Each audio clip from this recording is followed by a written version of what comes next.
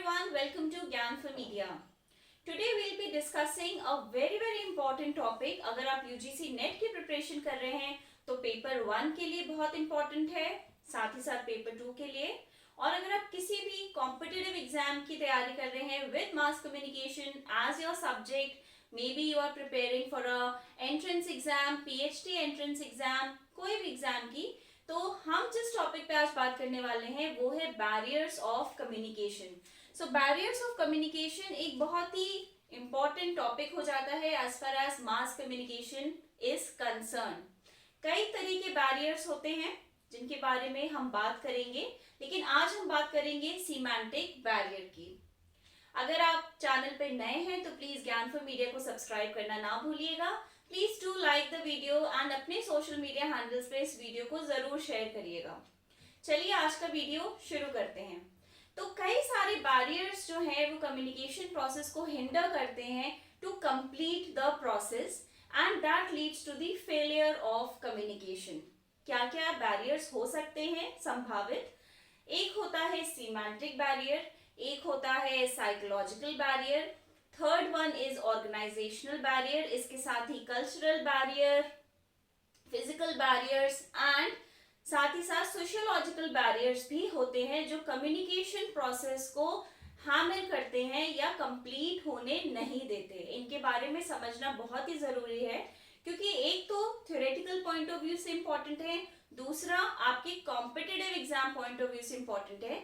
इस टॉपिक में से पेपर 1 में एक क्वेश्चन गारंटीड आता है, पेपर 2 यानी कि मास कम्युनिकेशन पेपर 2 में भी इस टॉपिक से क्वेश्चंस आते ही आते हैं। अगर जैसा मैंने बोला आप किसी कॉम्पिटिटिव एग्जाम की तैयारी कर रहे हैं तो भी इसमें से क्वेश्चन 100% आएगा। Today we discuss about semantic barriers जो कि सिंबॉलिक ऑब्स्टिकल्स होते हैं। क्या होता है इसके बारे में हम इस वीडियो में जानेंगे। बेसिकली सिंबॉलिक ऑब्स्टिकल्स क्या हैं?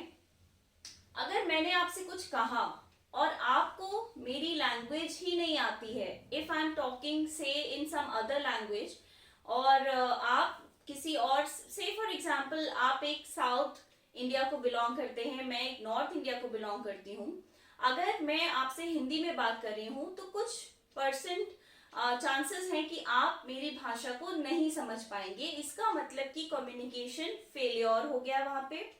या फिर मैंने कहीं पे कोई ऐसा सिंबल बना रखा है, से फॉर एग्जांपल मैंने एक सिंबल बना रखा है ये, ठीक है, ये क्या सिंबल है ये आप तब तक नहीं समझ पाएंगे जब तक कि आपने इस सिंबल के बारे में कहीं से जानकारी ली हो पहले या कहीं पढ़ा हो आपने, ठीक है।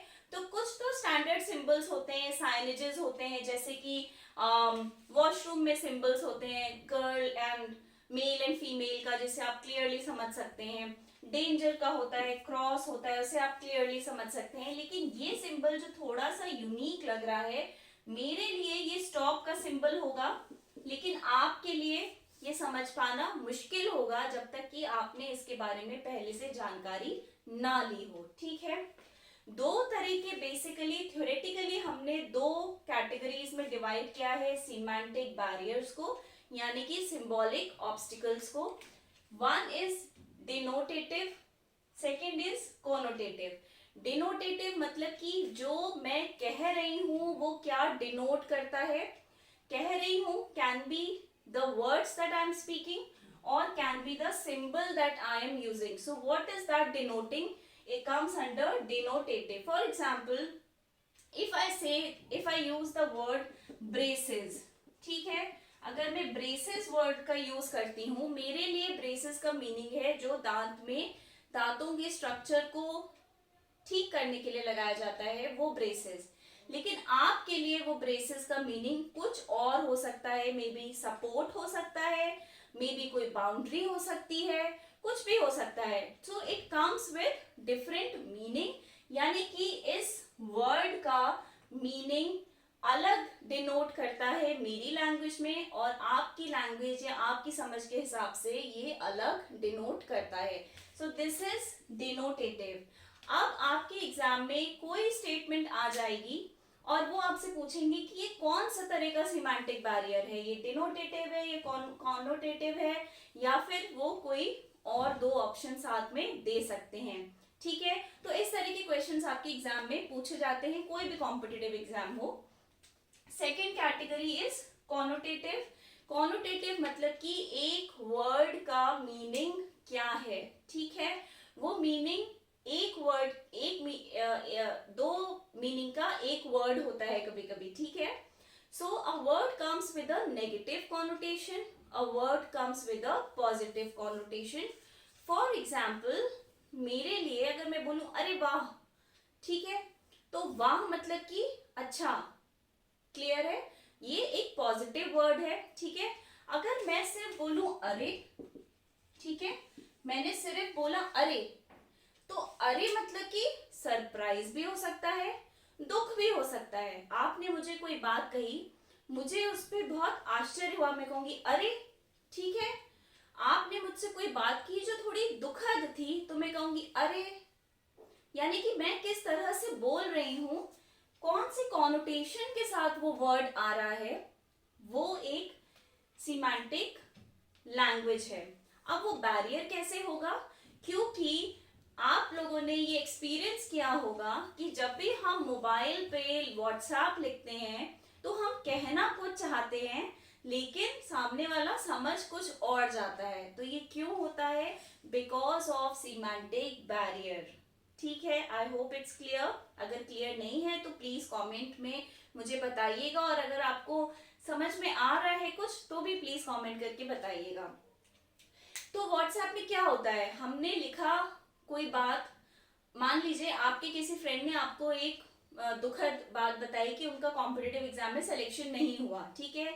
आपने लिखा कि ओके, तो ओके उनको क्या लगेगा, that you are not feeling sad about the news, या आप उनको सपोर्ट नहीं कर रहे, या आप उनको रोने के लिए कंधा नहीं दे रहे हैं, ठीक है। यानी कि आपको कोई फर्क नहीं पड़ रहा, बट एक्चुअली आपका मीनिंग कुछ और था। That okay came with a different connotation, आपका कॉनोटेशन कुछ और था और उनका समझने का कॉनोटेशन उस ओके का कुछ और था। So this is how it is a barrier, it is a semantic barrier, ठीक है। I hope it's clear.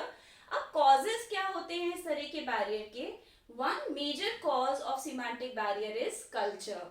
Culture कैसे कि हम लोग सब लोग एक कल्चर को बिलोंग करते हैं। हम कहते हैं शहर का कल्चर अलग है, हर गांव का कल्चर अलग है, शहरों में भी हर शहर का कल्चर अलग है।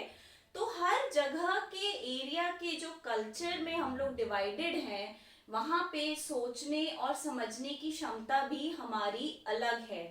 किसी सिटी में या किसी रूरल एरिया में बात करने का तरीका थोड़ा अल्हड़ हो सकता है, और किसी पर्टिकुलर एरिया में बात करने का तरीका थोड़ा सा सोफेस्टिकेटेड हो सकता है।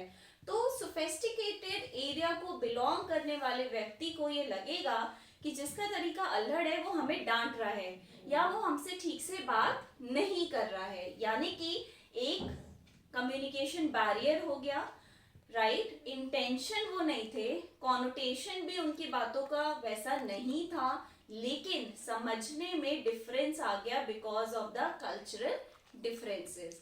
Now there are other causes also which we will now learn further in this video. अब दूसरे causes क्या हैं? As you can see on my board, homophones, homonyms and homographs, ठीक है। homophones क्या होते हैं, वो शब्द जिनका की बोलने का pronunciation is similar but their spelling is different. तो कौन कौन से शब्द हो सकते हैं, for example by, so one is bye, another is buy, ठीक है। तो बोलने का तरीका is same but the spelling is different. तो अगर हम कह रहे हैं bye, go and buy something, by you, may be something like that. So मतलब क्या हुआ कि हमारे वर्ड का प्रोनाउंसिएशन सेम है लेकिन स्पेलिंग अलग है। देखिए बेसिकली ये जो कॉजेज हैं, ये होमोफोन्स, होमोनेम्स और होमोग्राफ्स, ये आपके थ्योरेटिकल पॉइंट ऑफ व्यू से हैं, ये आपको मालूम होना चाहिए। अब जरूरी नहीं है कि मास कॉम का पेपर है तो आपसे कुछ मास कॉम से रिलेटेड या कम्युनिकेशन से रिलेटेड ही क्वेश्चन वो पूछे। वो ये भी पूछ सकते हैं कि होमोफोन्स क्या होते हैं, या फिर वो पूछ सकते हैं कि बाय एंड बाय अगर लिखा है तो ये कौन सा सीमेंटिक बैरियर है, ये कौन सा टाइप का सीमेंटिक स्टडी का टर्म है, ठीक है। तो इस तरह का भी क्वेश्चन आपके पास आ सकता है और आ चुका है, आता रहा है हमेशा, because as I always say mass communication is not restricted to one field, one particular category और वन पर्टिकुलर डिसिप्लिन। सो यहाँ पे होमोफोन्स मैंने आपको बता दिया क्या होते हैं, आपको बस इतना ही समझना है कि होमोफोन्स क्या हैं। देन होमोनिम्स का क्या मतलब है, होमोनिम्स का मतलब है जब आपका प्रोनाउंसिएशन सेम हो और स्पेलिंग भी वहां पे सेम हो, यानी कि for example say we can say bear and bear, ठीक है। तो एक बियर का मतलब है the pen that I am bearing is bear and another bear is an animal, clear. So यहाँ पे वर्ड का pronunciation is also same and spelling is also same. So ये थोड़ा सा आप अगर किसी कॉम्पिटिटिव एग्जाम की तैयारी करें जहाँ पे आपकी इंग्लिश सिलेबस में है, इंग्लिश का पेपर, तो ये आपकी बहुत हेल्प करेगा।